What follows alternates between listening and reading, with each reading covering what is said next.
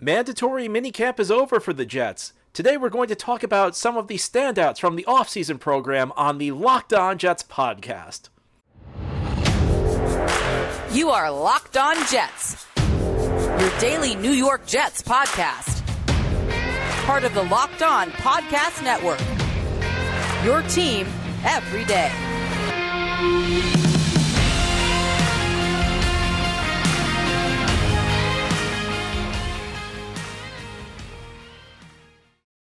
Welcome, this is the Locked On Jets podcast, part of the Locked On Podcast Network. It's Friday, June 17th, 2022, and I'm your host, John B. from GangGreenNation.com.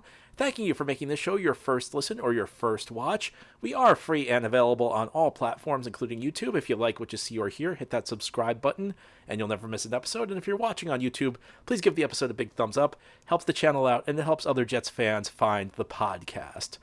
This is normally a daily podcast covering the New York Jets through most of the year. We have new episodes Monday through Friday each day. We're in off-season mode right now, so less frequent episodes. Another reason to hit the subscribe button so you'll get notifications as new episodes are posted. But once we get back into training camp, we'll return to our normal Monday through Friday schedule. The Jets did, however, conduct their mandatory minicamp this week, and the reason I use the word mandatory is this is the only part of the offseason program players are required to attend. If you're a player, you do not have to attend any of the other offseason practices except for this week's minicamp. And if you don't attend this week's minicamp, you could get fines. Jets, it seemed like, had pretty good attendance at this one, so no real controversy on this end. And now we're going to start to turn our attention from the offseason program to training camp. And if you've followed my writings through the years, if you've listened to my podcasts, you know I'm a big skeptic on drawing any sweeping conclusions from the offseason program, because these are just a handful of practices. They're happening during the offseason. I say it frequently when people try to make a big deal out of something that's happening. If a player had 3 really good practices in a row in October, you would not care. You would not even know about it because nobody's even covering. The media doesn't cover practices except for like the beginning of those. So why would you care in the offseason when we're not even close to playing games? And I think the reason people care about it is there's really no other news about the Jets. So you always have to find something to kind of focus on, and it leads to too much attention being paid to the results of these practices. And by the time training camp begins, I bet you anything you will not remember who the standouts were during the offseason program. But I do think there are limited situations where what happens can matter. And the way I view it is almost like it's kind of the first chapter of a long story. So if somebody is really looking good and they're drawing the attention of coaches and the coaches are going out of their way to praise them, then I say, then you begin training camp. You maybe keep an extra eye on those players. And these are some of the players I'm going to talk about today. Players who, for one reason or another, drew some attention during the offseason program, and could be players to watch as we focus on the upcoming season. Now, the first player I'm going to mention is a player I think everybody's focused on, and he really was not a part of the offseason program. He showed up at minicamp, had some family commitments during the rest of the offseason program. He's still recovering from an injury, and that's Mekhi Becton. And Mekhi Becton generated headlines the other day because he spoke with the press, and he was wearing a shirt that the shirt had some of the criticisms some of the criticisms Becton has received from fans of the media were written on the shirt. So he was trying to make a statement. He was talking about his motivation. And Becton's a key player, and I go back to something I always say, whether or not you show up in the off-season program, it's all about getting ready for the season. I've seen players who don't show up for off-season practices, and they're ready to go day one in training camp. I've seen players who show up to every off-season practice, and they look terrible once the real games begin. I care about what happens when the games begin. And we all know what happened last year with Becton, and we all know the question marks around him. And there are legitimate questions about Becton. Can he stay healthy? His rookie season, I think in context, was pretty good. But there were some injuries he dealt with. And then last year, he suffered that injury week 1. He can't blame a guy for getting his knee hurt on the offensive line. I mean, that happens all the time, but he did miss pretty much the full season. He played into the third quarter of the first game before he suffered an injury that turned into a season-ending injury. And by all accounts, it sounds like the Jets were, and part of this probably part of the reason Becton's getting such criticism, the Jets in their public assessments were probably overly optimistic about Becton's time frame to return. And people are, we originally heard about half the season, and then he did not come back, and people are like, well, what's going on here? Well, everything I've seen, and no, this is just public information, there's nothing like insider about this, but like everything I've seen suggests the Jets were just too optimistic in their recovery time frame for Becton.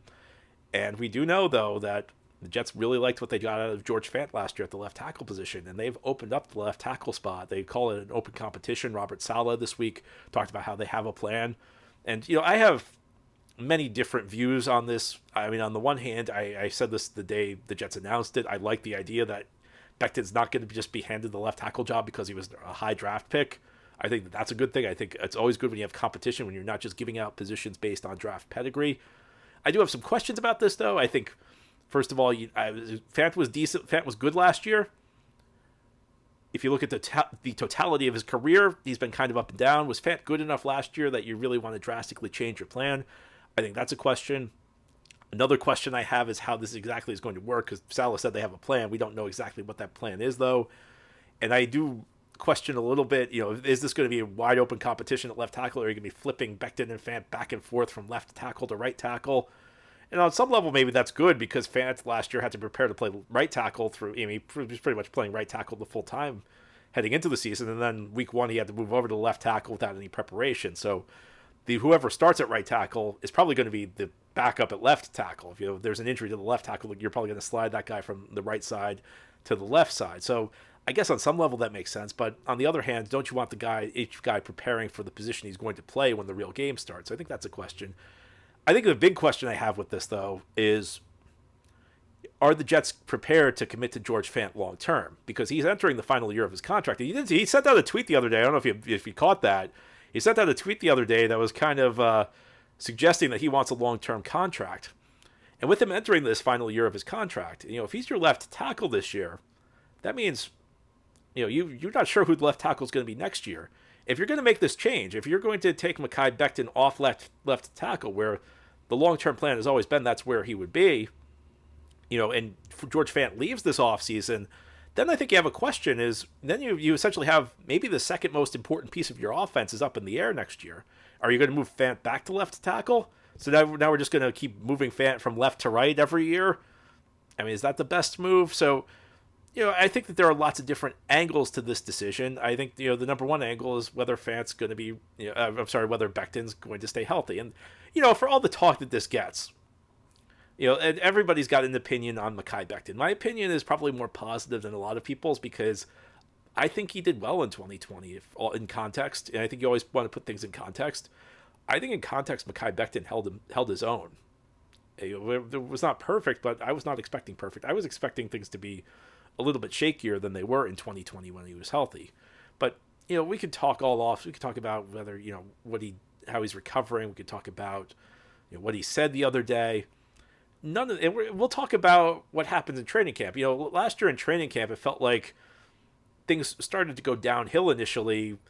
Every day there were reports that Becton was struggling against Carl Lawson. And, this generated a lot of negative buzz for Becton in the fan base. And, at the end of the day, none of this matters. We don't remember how you perform in the offseason program. We don't remember even how you perform in training camp. What will matter, and this is when Becton will start to prove everything, is week one. But he's clearly a player to watch. He's one of the most important players on this team this year. And part of that's because there's a lot of potential there. I mean, he's a guy who can move people on the offensive line. And a guy his size, with his movement skills, those guys don't come around all that frequently. But another reason Becton's really important, I know it's possible. I know, the Jets signed Morgan Moses last year, but they don't have Morgan Moses this year, and they're probably not going to have a Morgan Moses type player. Last year, the Jets were kind of fortunate, and they were able to sign Morgan Moses late in the offseason, who essentially gave them an insurance policy at the tackle position.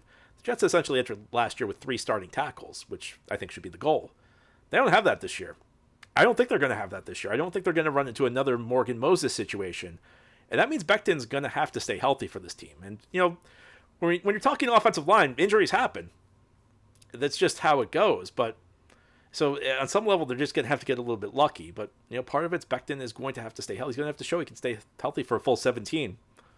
And, if he can, this line could be very good. And if he can't, then you've opened up a real weak link at a spot where the Jets really can't afford to have it. So, Becton's a key player. His throughout the offseason program. Again, he had a family commitment, so he wasn't there. This week he spoke to the media, and he talked about his motivation levels.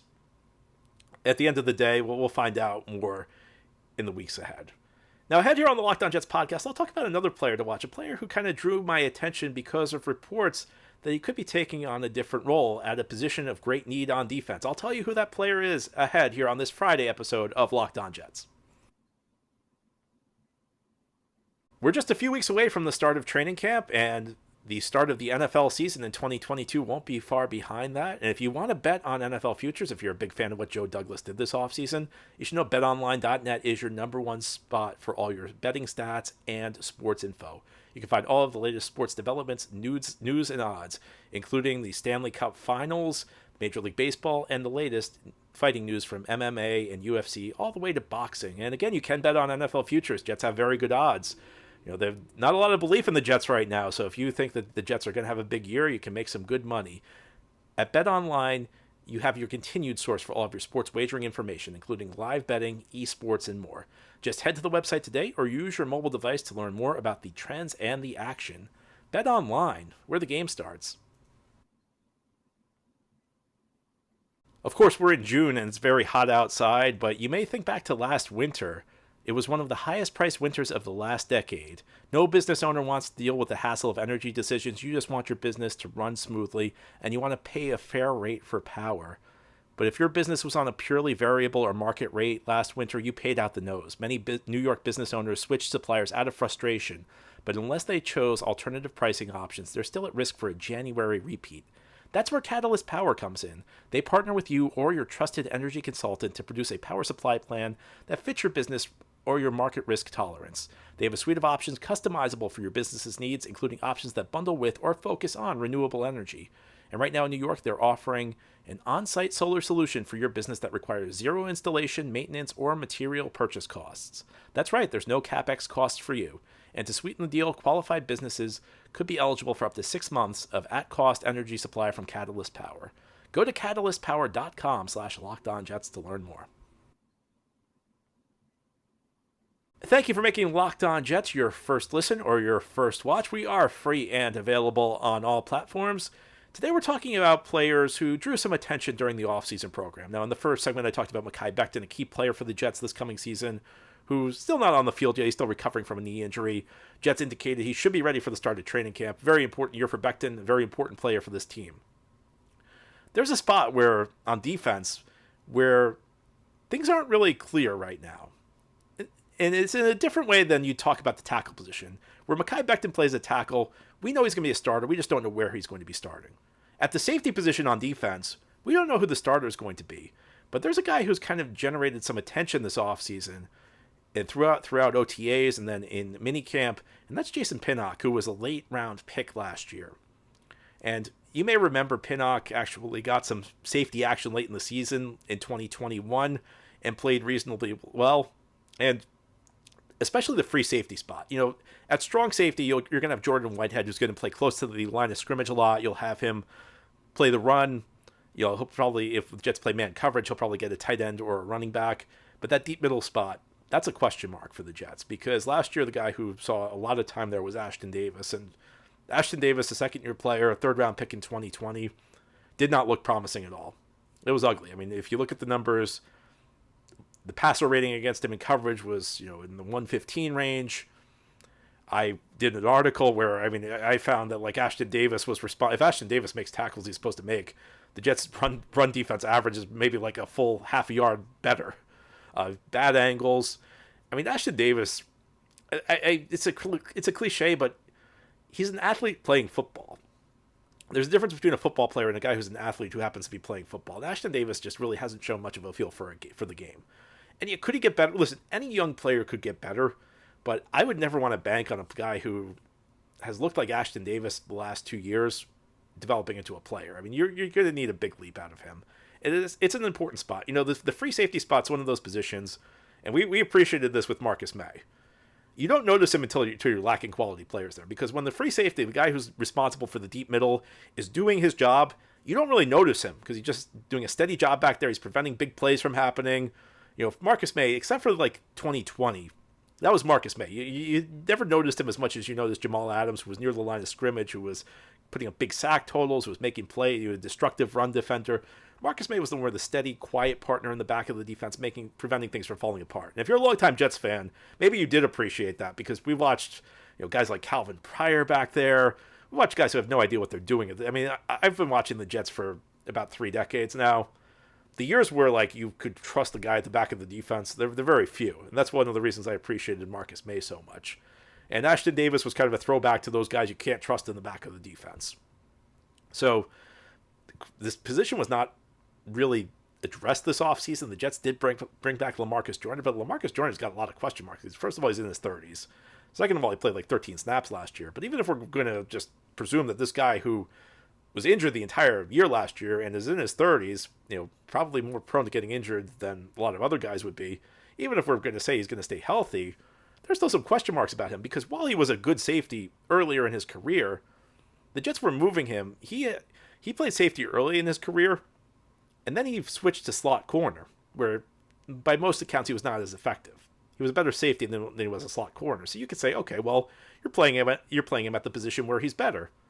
Okay, that's one theory. It's entirely possible, but you have to acknowledge there's some risk there, because really, when you include last year where he was injured the whole year, suffered a season-ending injury week 1, he hasn't really played the safety position full-time in like 4 years. So what are you getting out of the safety position? And perhaps that's where Jason Pinnock comes in.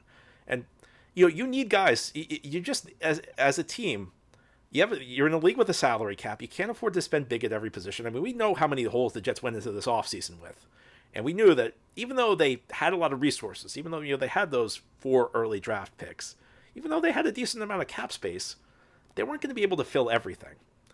And as a team, you got to hit occasionally. Listen, I think sometimes people overstate it. Like every year I get some email about how, the Jets need 75% of their rookie class to be No, they don't. There's no and I always respond to this, no matter who sends it to me.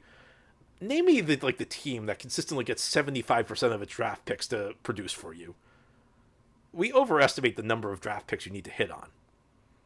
But you do need to find guys in the late rounds of the draft. You need to find guys off the waiver wire who can contribute. You need to find undrafted free agents.